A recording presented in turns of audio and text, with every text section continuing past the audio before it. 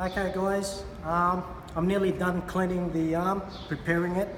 Okay, so like I said before, clean the arms, make sure it's spotless. Okay, use a wire brush, just quickly clean it. This sort of stuff takes time. Okay, get the pick, clean the grooves out. All that has to be spotless. If it's not spotless, you're going to have dramas putting the circlip back in. Okay, so just alright, inspect the arm. Okay, visually I can actually see this wear marks.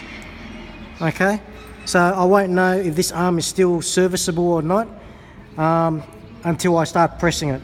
Okay, so I've got new parts. Okay, it's a brand new ball joint from Ferrari themselves. It's genuine. When you buy the ball joint, it comes with dust boots. Okay, 2 dust boots.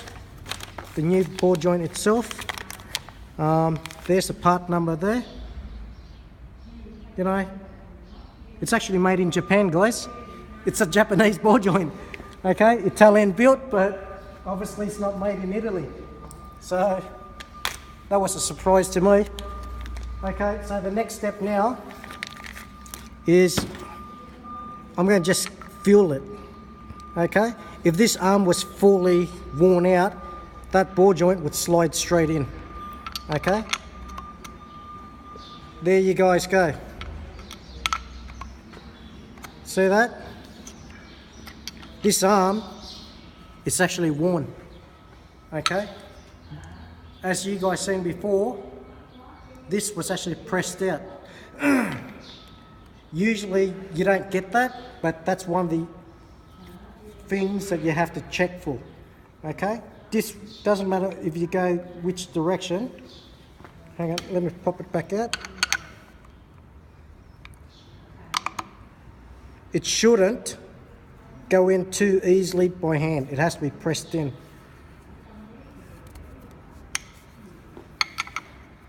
Okay, this arm's actually worn. What I'm going to do, I'm going to just try it myself. I never actually done this, right? Because the arm's worn,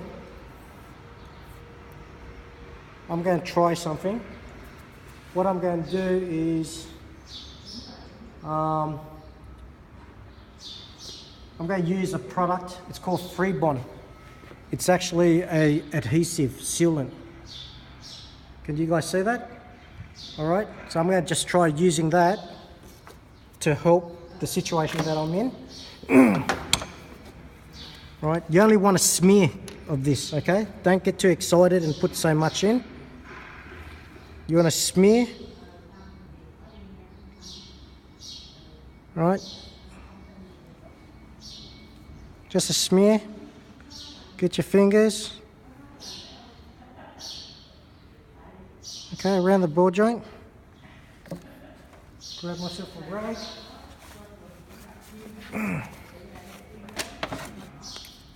A bit of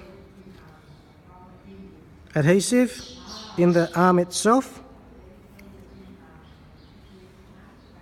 Okay, can you guys see that? All right, put the lid on before the stuff dries. Okay, just get your finger, rub it in.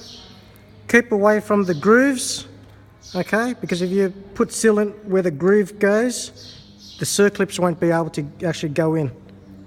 Okay, so be aware of that. Right. Now, I'm going to try to press it in and see what happens. Come on, let's go to the press.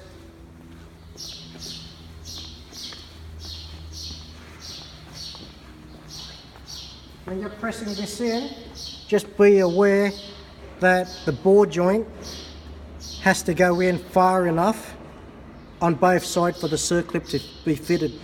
Okay, so don't go too far in and too far out. So just keep that in mind. Let me put that down. I need to release the pressure off my press. Okay, so release the pressure. Right. Don't forget, line up your socket or your cone whatever you guys choose to use. Make sure it's flush. Insert the new ball joint in. Install the socket. Okay. Can you guys see that? It just slid straight in. Okay, so that's an indication that the arm's, it's worn. Okay, so I'm going to continue putting this back together. Right, you can see, I shouldn't be able to tap it in. Hopefully that sealant will actually prevent that from sliding backwards and forward. I'm going to let it dry and set. I'm going to put my dust boots back in. Okay, come with me.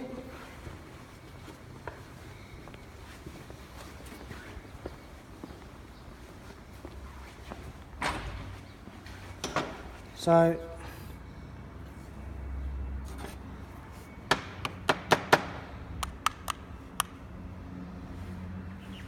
I'm going to mount it on the voice because the ball joint's loose in the control arm.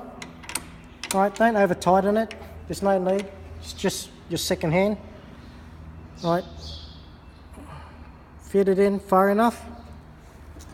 Grab your circlip pliers.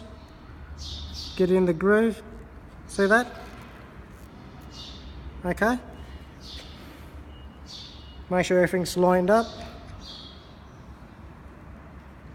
Sorry. You probably want the dust boot in first. It's a bit tricky.